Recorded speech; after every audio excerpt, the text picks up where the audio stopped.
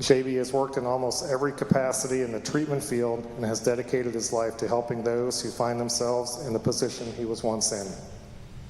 JB currently serves as the Chief Executive Officer of Ohio Community Health, a substance use and co-occurring mental health disorder treatment facility in Cincinnati. Please welcome JB Whitehouse.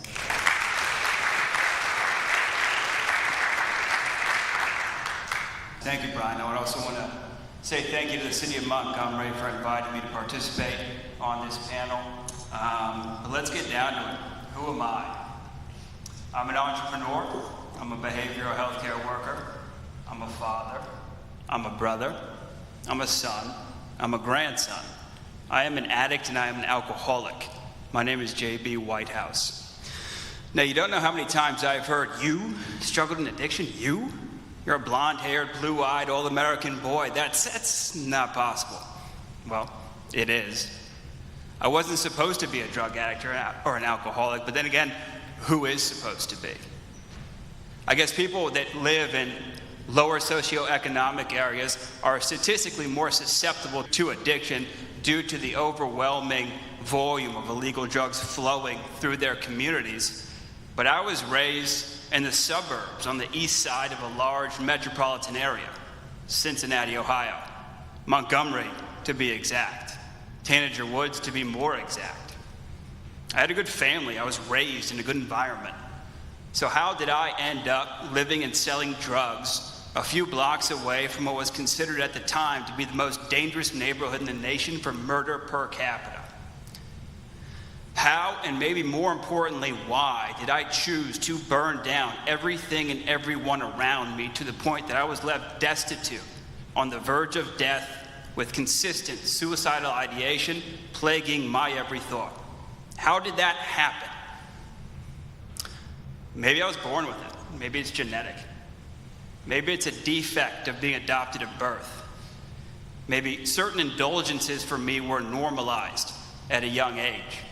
Maybe I was pressured into it. Maybe it's a combination of things.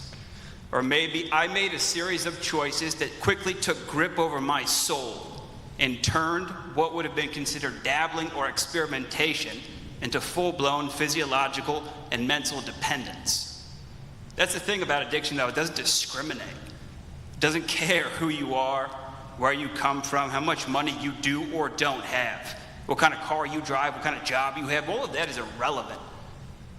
Addiction is a dark, dismal, depressing existence because you really can't call it living, and it's riddled with death. Now, when someone in recovery gives the story of their journey, we call that a lead. And in a lead, you have three phases. You have what it was like in addiction, what happened, what it's like now. And to summarize in 15 minutes 2 decades of active addiction and subsequent recovery is a bit of a tall task, but I will attempt to do my best in that. So what it was like in addiction: it started to get arrested at the age of 16 and not having that stop until you're 23 years old, averaging 2 arrests per year, getting arrested on charges ranging from OVI to possession, disorderly conduct, domestic violence, assault, the list goes on. And it is waking up in jail, not knowing where you are. Waking up from a blackout, not knowing what you've been charged with, or if you're ever going to be allowed to leave. It's dark thoughts consistently plaguing your mind because on the road you're going down, you know death is inevitable. It's having your mother coming to terms with God that her eldest son is going to die before the age of 24. Having to come to terms with God so she can get through the day. So when that fateful day came, maybe she'd be a little bit prepared for it. It's consistently thinking about your own funeral. Who would come? How many people would show up? What would they say? It's dwelling in a fear-driven place, thinking that you're terminally unique, that no one has felt the way you feel, no one has experienced the things that you've experienced, no one can help you, and you were going to die that way. It's a continuation of all of those things every day for years, and it is an absolute hell. Now, at the end or near the end of my use, I thought I had come to terms with death. I thought that, as many stupid young people do like myself, I lived by the mantra, live fast, die young, that nonsense. And I thought I had come to terms with that. And the last time I drank, I was staying at my aunt's house because no one else would even speak to me, let alone let me near their door. And I had, bartered 48 hours min-max that I was allowed to stay there, and I ended up squeezing 5 days out of it. In that 5 days, I drank every drop of alcohol and took every pill in that house, whether it got me high or not. And I remember being on that 5th night in her basement in the bathroom, and I had locked myself in with a warm bottle of rum. And I just proceeded in taking shot after shot, just slugging them back. And after the 14th or 15th shot, in a matter of about 20 minutes, I was looking down at the sink, and I lifted my head, and I saw the mirror on the wall in front of me. I did not recognize the face looking back at me. I knew it was me, but it didn't look like me. The face was jaundiced. It was a yellowish green tint to it. It was bloated. And I heard this voice from behind me as clear as day. And it asked me, "What the hell are you doing? What have you become?" And then I blacked out. I proceeded to drive blacked out as I had so many times previously, and by the grace of God, I did not hurt anyone else or myself. I made it back home or back to her house safely. But when I woke up that next morning, granted, I have had 3 non-fatal overdoses to this point, and those did not sway me. Those did not give me the willingness that I needed to try to help myself. But for some reason, that night, that moment, that combination of events did. And for the first time, I had a true willingness to try to help myself. Now, when you start to get arrested on an addiction or substance use disorder basis at the age of 16, you get thrown through the gamut of Hamilton County-based treatment facilities. And when I got sober in 2011, there were far fewer options than there are here today. So I had the willingness for the first time to seek help for myself, and I sought that treatment out of state. And I was fortunate enough to be granted the opportunity to go to California, where I entered a program, and I stayed in that program for the period of 1 year. But when I went to that program, I was introduced to a model that I didn't know existed.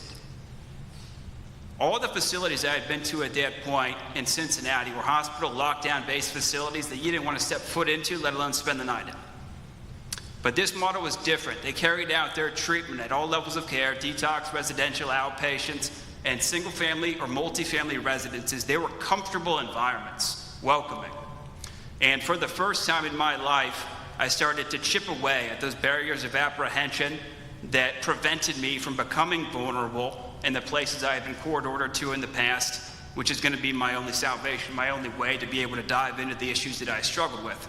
So slowly but surely, in those welcoming environments, those shields came down, and I had the ability to dive into the issues I struggled with on a clinical and therapeutic basis. And working with psychiatrists, therapists, case managers, and diving into the core issues that I struggled with as an individual, because drugs and alcohol are but a symptom of something bigger within me that I had no comprehension of in relation to what to do with it, or even how to address it, identify it, or especially not how to create the skills and tools necessary so I didn't use drugs and alcohol as a coping mechanism.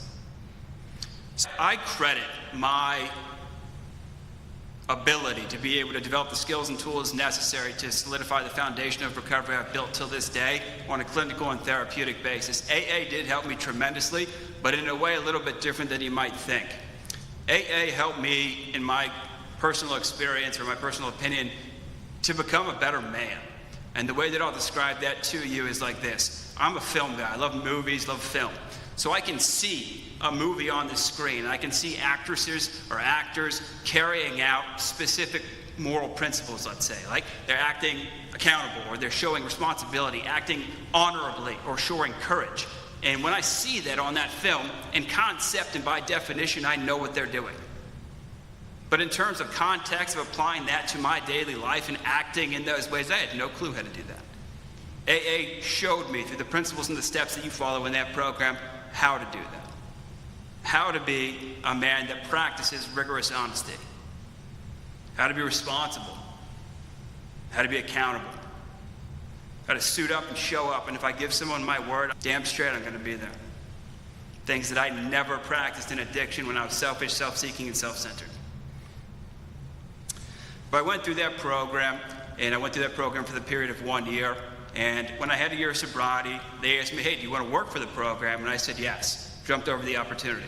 I started working on an operational basis in a men's residential facility, and did that for about 6 to 8 months. They saw that I had traits and abilities that leaned more toward kind of an administrative role, and they asked me, do you want to interview for an admissions position and help people who are coming into treatment? I said yes. I ended up getting the job, and since then I've worked in pretty much every capacity you can work in without having a clinical or doctoral license in the behavioral health care or addiction treatment field. And I'm going to defer to a quote. I believe it's by Mark Twain, but the best 2 days of your life are the day you're born and the day you find out why.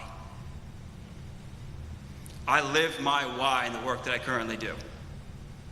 All the experiences that I have been through to this point, not only in addiction but in recovery, has put me in the position to be able to help people who are in the same positions that I was once in.